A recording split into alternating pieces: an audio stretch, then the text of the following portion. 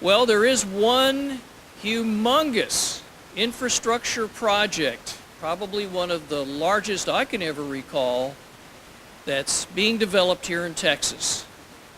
And it's going to run on steel wheels. Anybody know what I'm talking about? All right, Texas Central. Private investment, tens of thousands of jobs, permanent jobs, lots of tax dollars going to cities and counties and communities along the way. And here to talk about it, we have his biography all in detail up on the website. But back for I think this is your third time with us, if I'm not mistaken. President of Texas Central Railway, Tim Keith. Please welcome him.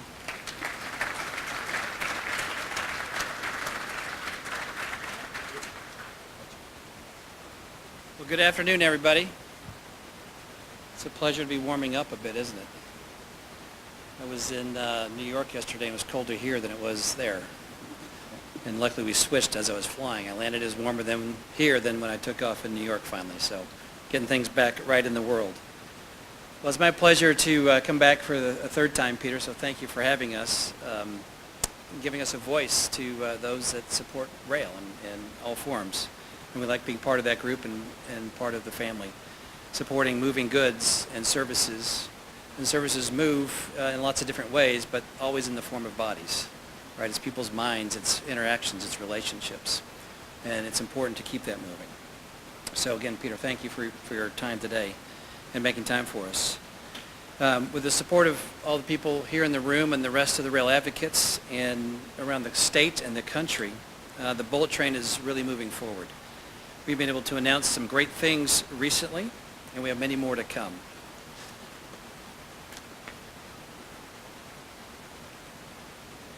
So before we talk about what I love now to talk about as an event as opposed to a goal, the DEIS, first I want to bring you to a video, and it's a video that describes our vision of the passenger experience. It's not a marketing video, so it's 2 minutes and 30 seconds, which is about 45 seconds too long for a marketing piece. But it's not marketing. It's trying to show people how we're thinking about how you all will experience the train. So, without further ado, I'll run the video. Texas Bullet Train, the fastest and safest way to cross Texas, trimming a 4.5-hour slog into a smooth 90 minutes. Say you're in Houston, just after daycare drop-off. You get an urgent request. Can you be in Dallas for a rush meeting at noon? By air? No. By car? Absolutely not. But by bullet train? Yes. Trains leave every 30 minutes between North Texas and Houston in both directions. And with just that, you're on. Your itinerary stays a step ahead, building itself on the fly. Say you had a car in Dallas. Done. And the station's right where you want them. We'll help you find your way. In person or with cues to guide your way. Trains leave on time, every time. Security also works differently, using technology to ensure just the right people are on board. Again, trains leave every 30 minutes, literally like clockwork. No delays, no weather glitches, no airport nightmares. And at nearly 200 miles an hour, stop and go becomes all go.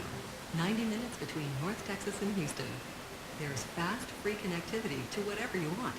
Movies, TV, even updates on your itinerary. And as you order stuff on board, we'll tally up and send receipts to your device. As you get closer, your device is tracking, lining up your ride and other info for your arrival.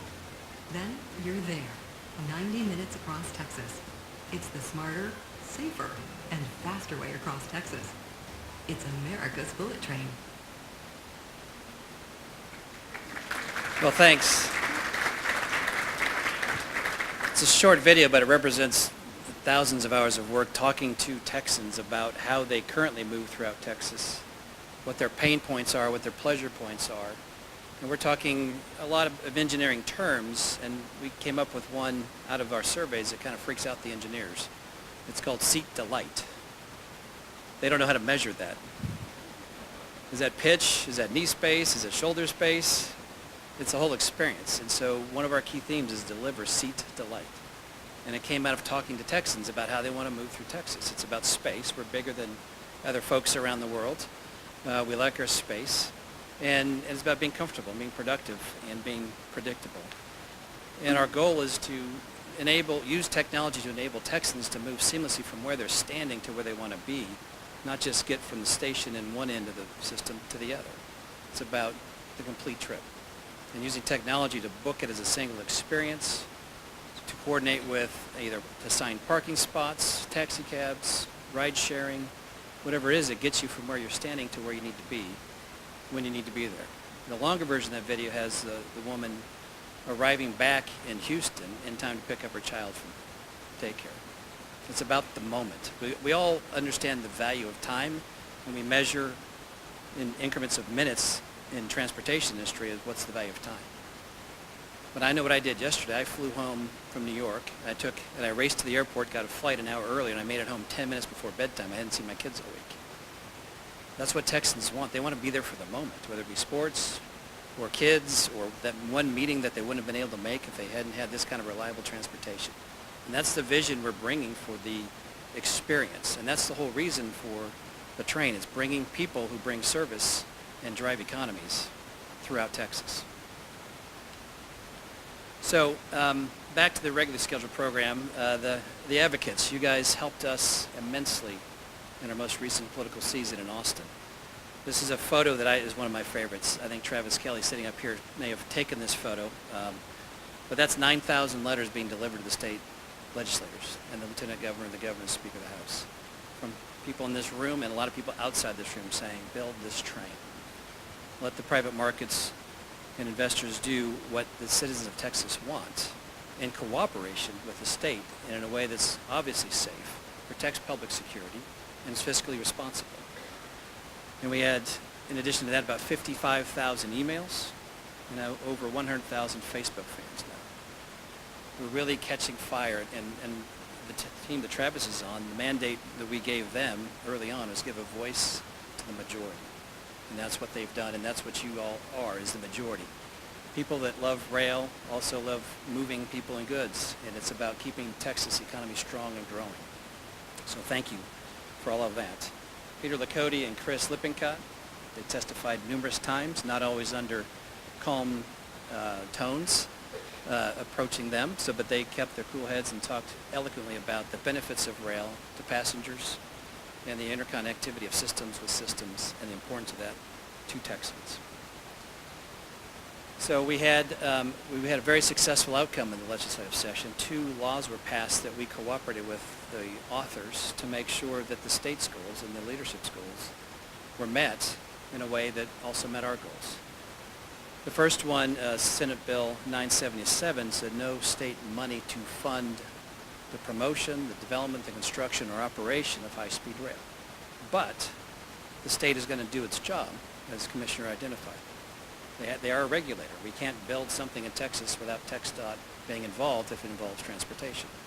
It was clear and made clear by the governor and TxDOT and everybody else in the process that TxDOT can do its job. It can review our plans. It can provide information about their facilities. It can build infrastructure around the high-speed rail, just not fund the high-speed rail activities.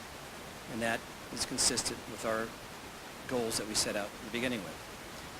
Then Senate Bill 975 is even more important than money, is safety and security. And those often are combined into one term, but I think almost everybody in this room who's involved in transportation, in your core values and your mission statements, if you're touching people and moving people, safety's got to be at the top of your list. And it's the top of our list. And this law mandates that we coordinate with federal, state, and local jurisdictions, which we would do anyway, but most importantly, it was written in a way that allows us to use technology in the best way to do that creates the right passenger experience, creates a secure environment, but most importantly, allows us to identify threats that we don't yet see and address those as they evolve. Unfortunately, risks change shape and timing, and the face of those risks change. And we will have a plan coordinated with those agencies that are relevant to the risks that we know about today and the ones that we'll find out in the future. That's risk to passengers, to equipment, to facilities, and everything touching our system. So we appreciated the support and the legislation through that cycle. Now, we talked about the Boy Scouts and merit badges. Anybody here run a marathon? Thank you. Anybody here been involved in a NEPA EIS process? You know those little stickers at the back of the window say 26.2? I'm going to print one that says DEIS and put it in the back of my car, in the back of our team's car. Arup, Freeze Nichols, some of those representatives are here in the room. Thank you guys. We're not even close to being done. But the first olive is out of the bottle, as my wife says. The rest will come in due course. But the draft environmental statement is a major, major milestone. 4 years of studying, 30-plus reports, hundreds, thousands of man-hours, agencies that I can't even count. The number here says 19, but it feels like 99. Hundreds of subject matter experts, and thousands of pages. But more importantly, a commitment to a mission from our team and from the FRA to do their job well and make sure that all the right things are done with the environmental perspective in mind and done well. So here's a quick slide of a few findings from the report. But the net conclusion is impacts, the preferred alignment was selected. That's the real headline for us. And we'll talk about what that means in a moment. But this alignment impacts the fewest amount of wetlands, requires the fewest number of land parcels, people, water, animals, creates impacts in the least amount of acreage, and would not result in a significant impact to loss of crops, crop yields, livestock, or the state agriculture economy, and would have neutral beneficial impact on the visual landscape. In other words, we're using low-impact design to create the largest economic impact on Texas and have the smallest impact on the environment while we do it. And that includes communities, which involves people, as well as animals, agricultural products and production, as well as just the environment with water and flowers, etc.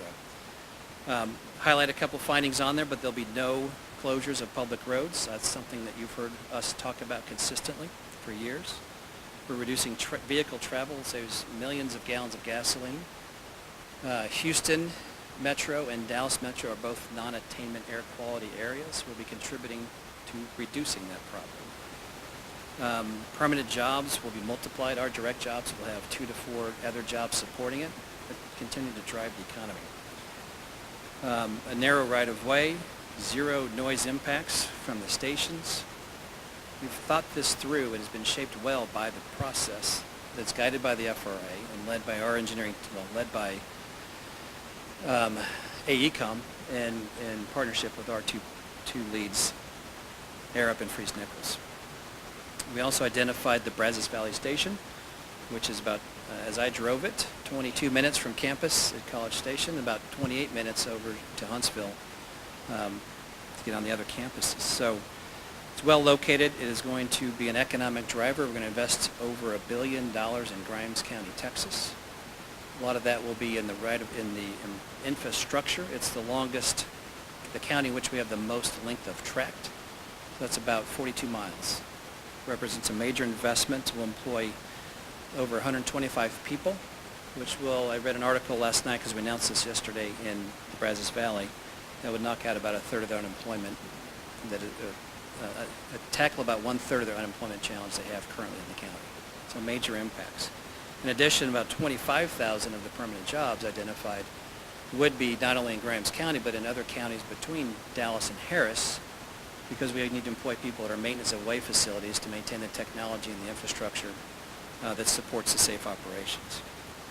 So for me, the highlight of this report is the conclusion, but also the determination of the final preferred alignment. That allows us to focus our area of study, refine our designs to get to a final buildable and executable plan, but it also allows us to identify which of our neighbors we need to continue talking with about parcels and purchasing land, and allows those that were on the alternate alignment, there were about 90 miles that were along I-45, they now know that they won't be directly in discussions with us about their property. So this is a huge moment for Texas Central. It's a huge moment for Texas, and a very huge step going for us to move forward. It allows us to increase our conversations with landowners. We have about 30% of the parcels that we believe we need under option, And now that those 90 miles are clarified to a single solution, we can now move out quickly and increase those numbers. So we have a booth here, and there's a page, a one-pager that we'll make available to anybody who wants it, but it is about how to comment on the DEIS. The most important thing about the DEIS process, it's a public process. It only works if people comment. So feel free to take out your phone and go to the FRA website right now and make a comment of your choice, preferably positive, about the project. But it is important that everybody speaks, not just those that are adjacent to a station that have great benefits for their lifestyle and convenience, those that would drive to it and use it, but also those that see what it does for the future of the state. But please do comment. We have a comment period that started on December 22nd and extends through February, Travis, 21 or 22?